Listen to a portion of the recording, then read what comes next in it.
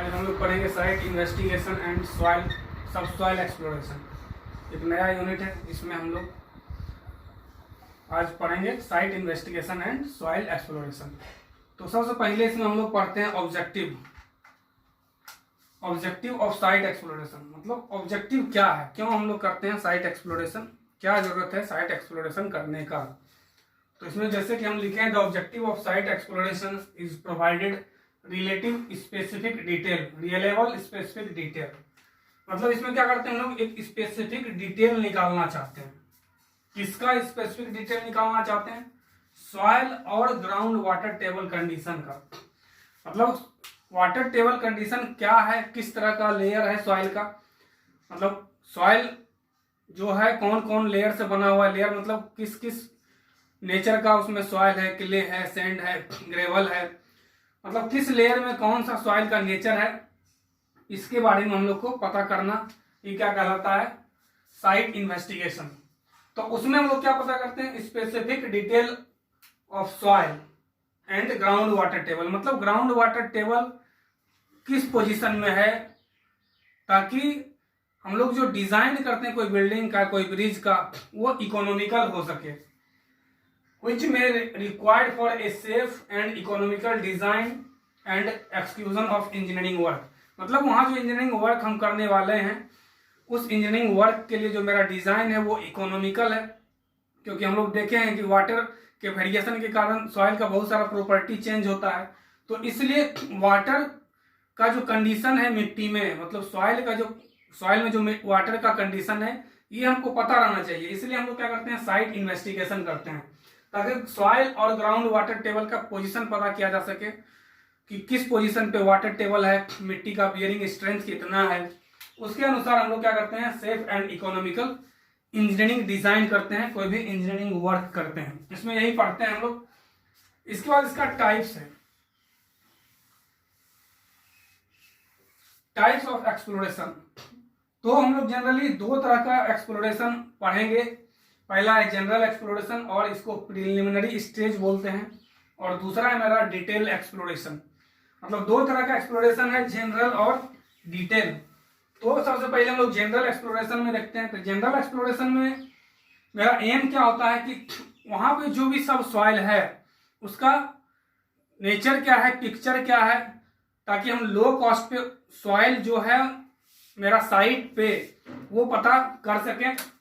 The aim of the general exploration is to get an approximate picture of the subsoil। मतलब general exploration में हम लोग क्या करते हैं कि अप्रोक्सीमेट पिक्चर, मतलब एक अंदाज लगाते हैं कि वहां जो सॉइल है मेरा, सब सॉइल है, उसका नेचर क्या है, किस तरह का सॉइल है, उसका condition at A relatively low cost. ताकि और ये ध्यान देते हैं कि जनरल एक्सप्लोरेशन करते समय कॉस्ट ऑफ इन्वेस्टिगेशन क्या होना चाहिए, कम होना चाहिए। और इसमें क्या होता है, एक रफ फिगर, एक अप्रोक्सीमेट फिगर पता चलता है सब सॉइल स्ट्राटा का, सब सॉइल का, कि वहां पे जो सॉइल है उसमें कौन कौन सा सॉइल मेरा प्रेजेंट है। In this stage we go geological study and the site reconnaissance. इसमें हम लोग क्या करते हैं, उस जगह का, उस मिट्टी का जियोलॉजिकल स्टडी करते हैं और साइट रिकॉग्निजेंस करते हैं। रिकॉग्निजेंस मतलब होता है कि वो साइट पे गए, चारों तरफ घूम फिर के देखे और आई ऑब्जर्वेशन से देखे कि वहां पे क्या क्या अवेलेबल है, इसी को बोलते हैं रिकॉग्निजेंस। तो जनरल एक्सप्लोरेशन में हम लोग किसी भी सॉइल स्ट्राटा का, किसी भी फील्ड का हम लोग क्या करते हैं, जियोलॉजिकल स्टडी करते हैं और साथ साथ रिकॉग्निजेंस करते हैं, मतलब इन्वेस्टिगेशन करते हैं उस सॉइल का, उस फील्ड का, कि वहां क्या क्या अवेलेबल है। इसके बाद हम लोग पढ़ते हैं डिटेल एक्सप्लोरेशन। इसके बाद हम लोग पढ़ेंगे डिटेल एक्सप्लोरेशन, डिटेल्ड स्टेज या एक्सप्लोरेशन, इसमें पहले हम लोग लिखते हैं detailed site investigation. Detailed site investigation is followed by preliminary stage। मतलब हम लोग डिटेल स्टेज कभी तभी करेंगे जब जनरल स्टेज कर लिए होंगे या प्रिलिमिनरी स्टेज कर लिए होंगे। मतलब डिटेल स्टेज करने के पहले हम लोग को जनरल स्टडी करना पड़ेगा, मतलब उस फील्ड का जियोलॉजिकल स्टडी और साथ साथ रिकॉग्निशंस अगर हम कर चुके होंगे तो उसके बाद हम लोग क्या करते हैं, डिटेल स्टेज करते हैं या डिटेल साइट इन्वेस्टिगेशन करते हैं। इसमें क्या करते हैं, इन this stage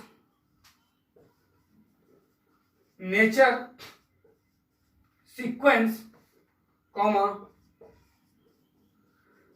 sequence and thickness of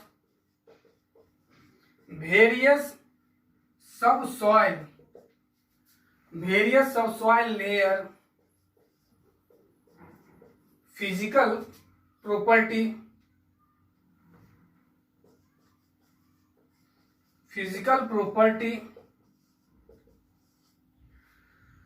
position of groundwater table,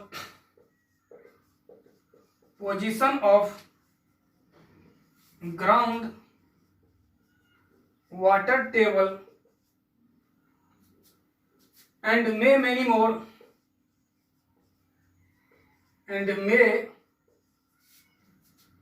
are done। मतलब डिटेल स्टेज में हम लोग क्या करते हैं, नेचर पता करते हैं उस ग्राउंड का, थिकनेस पता करते हैं, सीक्वेंस पता करते हैं सॉइल लेयर का, उसका फिजिकल प्रॉपर्टी को हम लोग पता करते हैं सॉइल का, कि सॉइल उस वहां पे जो सॉइल है प्रेजेंट उस ग्राउंड में जो सॉइल है उसका फिजिकल प्रॉपर्टी क्या है, position of ground water table क्या है उस ग्राउंड में, उसमें मतलब वो साइट पे ग्राउंड वाटर टेबल का पोजीशन क्या है।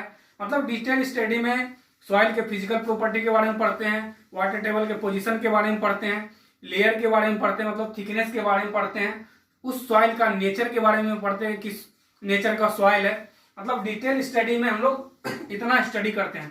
पहला पढ़े हम लोग जनरल स्टडी, तो जनरल स्टडी में हम लोग जियोलॉजिकल स्टडी और रिकॉग्निशंस करते हैं, मतलब साइट इन्वेस्टिगेशन करते हैं।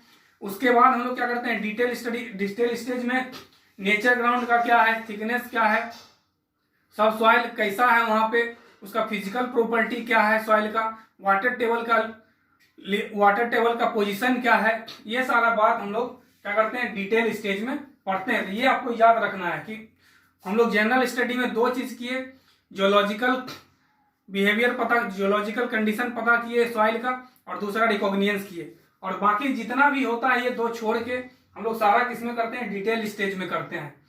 इसके बाद हम लोग सॉइल एक्सप्लोरेशन का क्या करते हैं, मेथड पढ़ते हैं, method of exploration, method of soil exploration,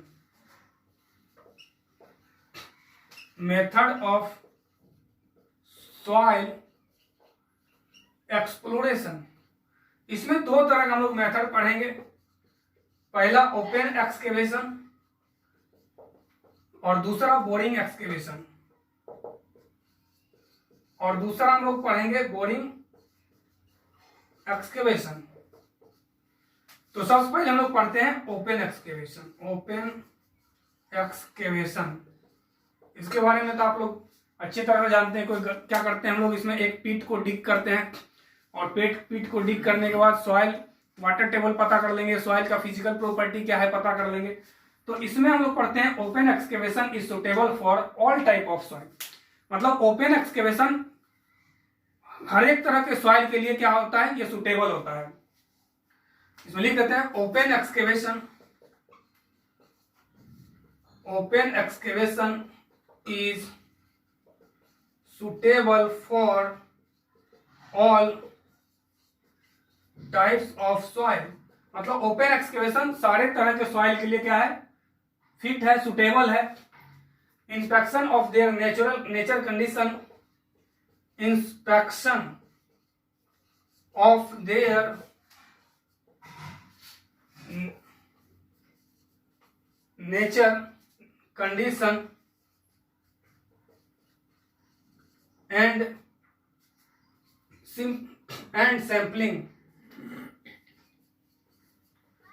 sampling. इसमें ओपन एक्सकेवेशन क्या होता है, हर एक तरह के सॉइल के लिए क्या है, ये सुटेबल है। इसमें हम लोग सॉइल का इंस्पेक्शन करते हैं, जांच पड़ताल करते हैं, उसके नेचर के बारे में पता करते हैं, मतलब वाटर टेबल का कंडीशन क्या है, पोजीशन क्या है, उसके बारे में पता करते हैं, और सैंपलिंग करते हैं, मतलब सैंपल बना बना के इसको क्या करते हैं हम लोग टेस्ट कर सकते हैं। इसके बाद ये क्या होता है, ओपन एक्सकेवेशन में हम लोग को कॉस्ट ऑफ एक्सकेवेशन क्या होता है, बहुत ही कम लगता है। ओपन एक्सकेवेशन में the cost of excavation is increase due to increase in depth.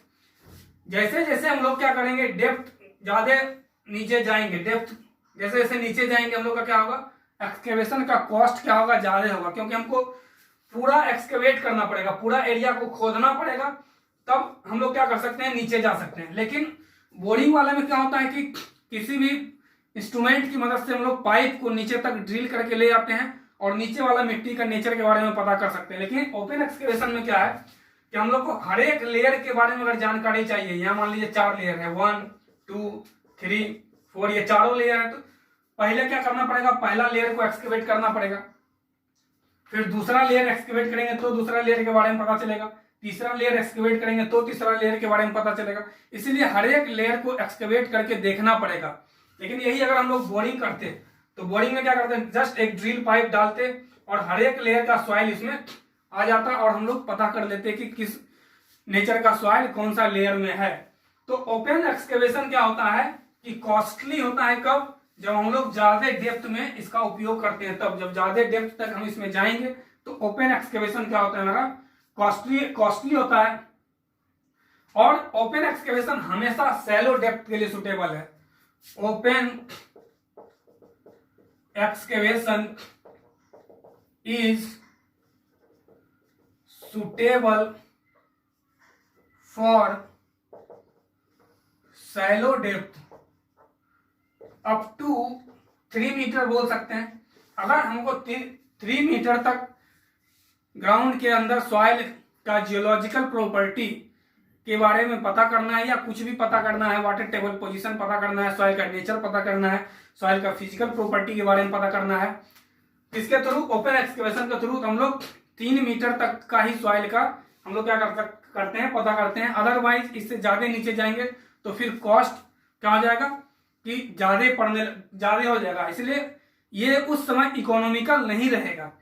तो उस केस में अप टू 3 मीटर हम लोग क्या करते हैं, ओपन एक्सकेवेशन करते हैं, और 3 मीटर से बियॉन्ड अगर जाते हैं तो उस समय हम लोग क्या करते हैं, सॉइल में बोरिंग करते हैं। इसके बाद हम लोग पढ़ते हैं बोरिंग के बारे में। बोरिंग